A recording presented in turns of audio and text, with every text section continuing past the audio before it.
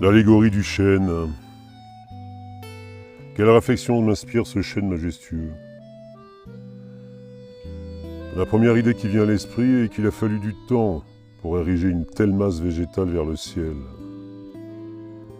À la manière d'une strate sédimentaire, le pachyderme multiséculaire cache derrière son écorce un temps que l'on pourrait qualifier d'imaginaire et qu'il serait possible de quantifier en comptant les cernes concentriques à la base de son tronc.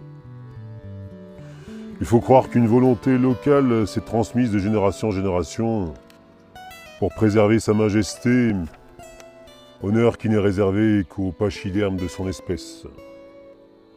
Même si le roseau plie et ne rompt pas, n'est pas né le rusé vent du Nord qui pourra le déraciner. Combien de voyageurs, pèlerins, amoureux, bergers, simples marcheurs, son vaste feuillage a-t-il pu abriter du soleil et de la pluie au fil des siècles?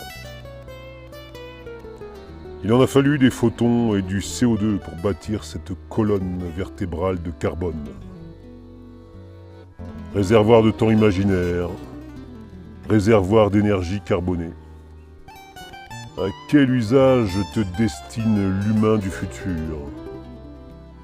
Puisses-tu survivre à l'humanité?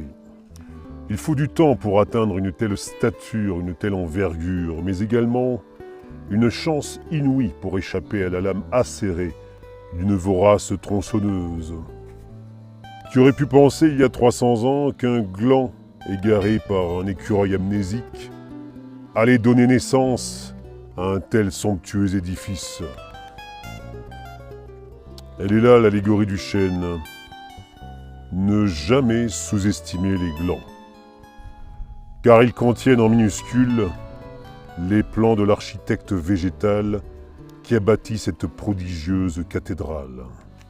Il y a contenu en tout petit dans le gland une puissance germinative qui dépasse l'entendement et dont les principaux alliés sont l'eau, l'air, la lumière et le temps. Au commencement, j'étais un gland, somme toute, insignifiant. Voilà ce que je suis devenu. Salut à toi, ô passant, qui me contemple en rêvassant.